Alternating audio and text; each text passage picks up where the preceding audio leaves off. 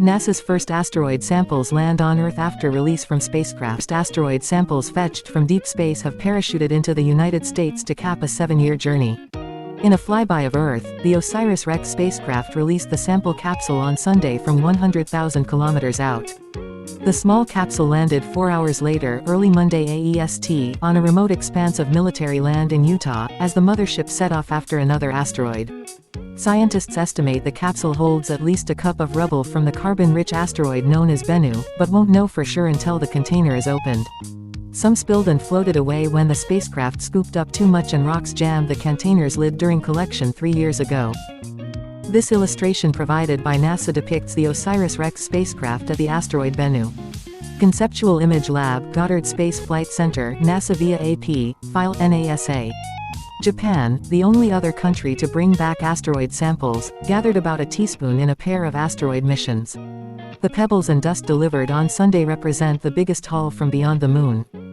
Preserved building blocks from the dawn of our solar system 4.5 billion years ago, the samples will help scientists better understand how Earth and life formed. Osiris-Rex, the mothership, rocketed away on the $1 billion mission in 2016. It reached Bennu 2 years later and, using a long stick vacuum, grabbed rubble from the small roundish space rock in 2020. By the time it returned, the spacecraft had logged 6.2 billion kilometers. NASA's recovery effort in Utah included helicopters as well as a temporary clean room set up at the Defense Department's Utah Test and Training Range. The samples will be flown Monday morning to a new lab at NASA's Johnson Space Center in Houston. The building already houses the hundreds of kilograms of moon rocks gathered by the Apollo astronauts more than a half-century ago. The mission's lead scientist, Dante Loretta of the University of Arizona, will accompany the samples to Texas. The opening of the container in Houston in the next day or two will be the real moment of truth, given the uncertainty over the amount inside, he said ahead of the landing. Engineers estimate the canister holds 250 grams of material from Bennu, plus or minus 100 grams. Even at the low end, it will easily surpass the minimum requirement of the mission, Loretta said. It will take a few weeks to get a precise measurement, said NASA's lead curator Nicole Lunning. NASA plans a public show and tell in October.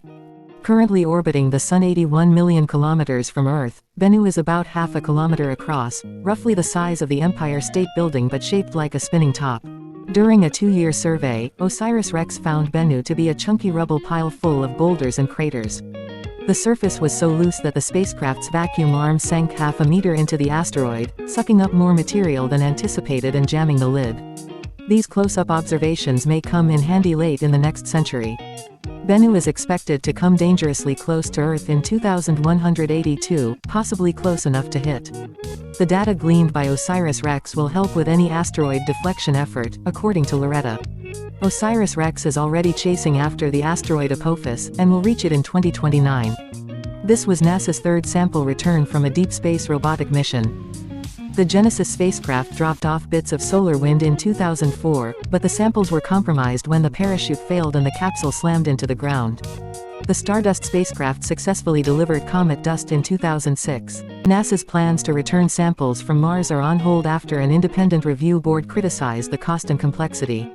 The Martian rover Perseverance has spent the past 2 years collecting core samples for eventual transport to Earth.